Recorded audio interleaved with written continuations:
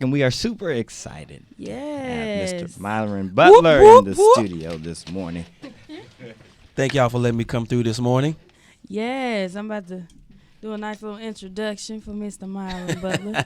He was one of the defining forces behind Kirk Franklin's God's Property. Over his 20-plus years in the industry, he has written, produced, and arranged for some of the biggest names in gospel, including Tamala Mann, Marvin Sapp, Donnie McClurkin, Smokey Norfolk, Bishop T.D. Jakes, Kim Burrell, and, of course, Kirk Franklin. Yes, Mr. Myron Butler. Thank you all. Thank you so much. I'm still practicing, though, after 20 years. You still practicing? Still practicing. Oh I ain't got it right just yet. All right. Well, Now- who wants to go first? Now, from what I heard from Miss Ebony here, you sang at the Potter's House in Dallas with I do. Bishop T.D. Jakes. And how is that, being in front of all those people every Sunday morning? You know, I feel privileged and honored to serve. I serve there as the minister of music. I've been there for 8 years now. And for me, it's all about the word that God sends through our pastor, Bishop T.D. Jakes. It's life-changing. It's empowering. It challenges you.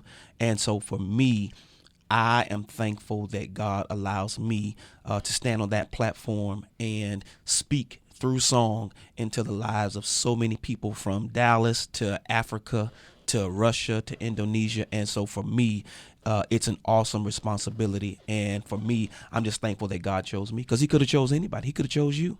What was that? It said, Damn. Oh. So, we recently found out that you have this conference every year for aspiring musicians, writers, singers, composers. Yeah. How did that whole concept come about? Well, y'all been doing your investigative work. A little bit, okay. Well, SCORE is a conference that God had put it in my spirit for a while to do. But doing a conference is a lot different than doing a CD. You know, it's a lot more that goes into it. But at our church, we have something called the International Pastors and Leaders Conference. And it's something that we have every year where we speak to pastors and the leadership in their churches. And so we started speaking to their music departments. And because, you know, music and songwriting and production is what I've been doing for the last 20 plus years, I would always be asked to speak to the producers and the songwriters. Well, the class is an hour long, but an hour and a half after the class is over, I still got a line of people that are asking me questions. And so, you know, I realized that we have a lot of conferences out there, but there's not a lot of conferences that are specifically tailored to the musician, the songwriter, the producer. And I get, you know, an overwhelming amount of questions that new songwriters and new artists ask me. And it's I love to pour and give to them. And so I said, well, why don't I create a conference where I can bring in other guests and they can speak. I can give songwriters opportunities to have their songs heard, critiqued, and even in SCORE 2016, we're going to do a live recording that's going to be as a part of the conference. So if you're a songwriter, you come to the conference and you submit your original song, and I say that's a cool song, we're going to record it. So you'll go from submission to the actual recording, to understanding all of the back office stuff like copyrights and mechanical licenses and all. So it's that kind of understanding that I wanted to kind of make sure that the next generation of songwriters and producers and artists have, because I think what I see, and I don't mean to be long-winded, but what I see is People need this. what I see is I see an abundance of talent, but not an abundance of understanding. And when there's not an abundance of understanding, then those in position, now we're going back to our other topic, will manipulate or benefit off of your ignorance. That's it. And so at that point, the only remedy to that is education. So that's why I created SCORE Conference, SCORE Songwriters Conference 2016. It's going to be in October, so you can go to scoresongwritersconference.com and get all the information. This year we're going to try to bring Smokey Norfolk, Marvin Winans, Donald Lawrence, and a whole host of others. So if you can get to Dallas, I promise you it'll be worth all that it takes to get there. Now, you have a new book coming up. Tell us a little bit more about it. Y'all really been. Come on, book. Well, the title of the book is Born Identity. What you do is not who you are. And I just want to let that settle for a second. My God. Come through, God. Because what I've realized is not everybody, but a lot of people, they relate their identity to their vocation. So if I'm a construction worker, then I base my identity off of my work. And then when I go to my job, one Monday morning and there's a pink slip there, and now I don't have a job, now I begin to feel like I don't have the same amount of value. I don't have the same amount of self-worth because I have ascribed my identity to what I do. Come on now. But your identity, your purpose, your destiny is God-given. It's in you when you come out of your mother's womb. But because we get so focused on external things and how things look, and we got to look a certain part and we got to be this way so that we are perceived to be such, then we allow external things to determine our internal value. So for me, it's a book, and I've lived by that mantra for my whole life. What you do is not who you are. I'm often behind a mic, singing, speaking, writing, playing, but there's a person behind that. I'm a person who has feelings, who has desires, and my identity is not that, just behind that mic or, an artist or a songwriter or, a musician.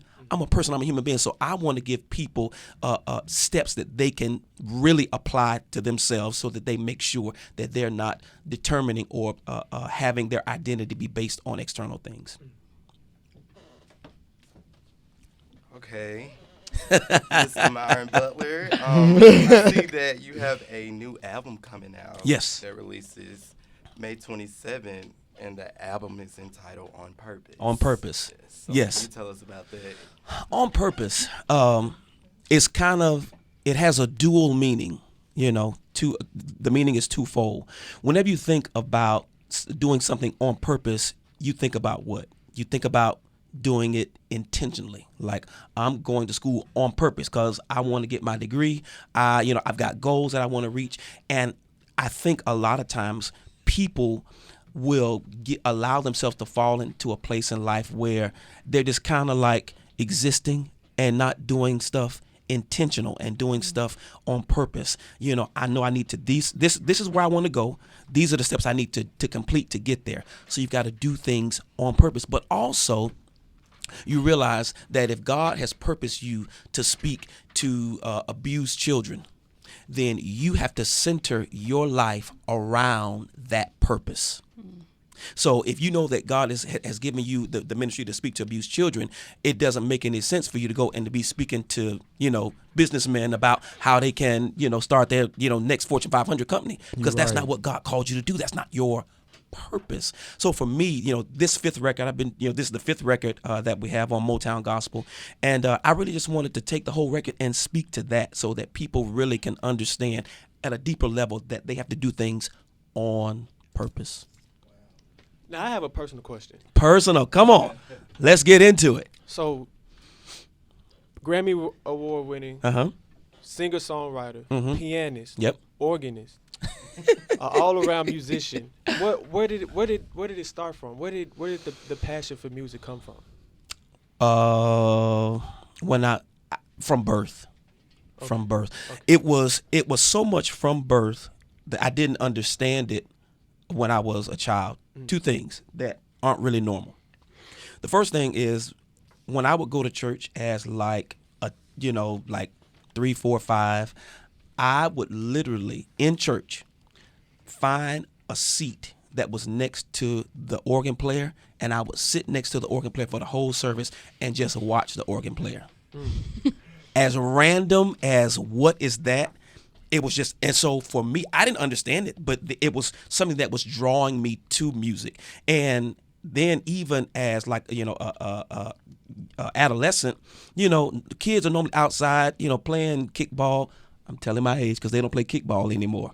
I like playing kickball. But what I would do is I would bring my cousins in my grandmother's living room on the couch. They had the plastic on it. They don't know about the couch that have plastic on it, do they? I know. They don't know about My that. grandma house Your got grandma. it. Yes. They got a little plastic. And I would teach my cousins these songs that I had written. Like even as a young kid, and I didn't. It wasn't like I was trying. It wasn't no YouTube, so I wasn't trying to be the next Justin Bieber. It was just something on the inside of me that was like pushing me and propelling me in that direction. So that's where it came from. It wasn't something. I don't come. As as hard to believe as it is, I don't come from a family of singers and music. I'm the only person in my family that does music, the only one. And so at that point, for me, my encouragement to all the listeners is it doesn't matter where you come from. It doesn't matter your pedigree. If God has something for you to do, stick with what God has called you to do. Don't let anything deter you. Don't let anything get you off focus. Things may not look right around you. Things may look, the opposite of what God has said. But God's word cannot return to him void.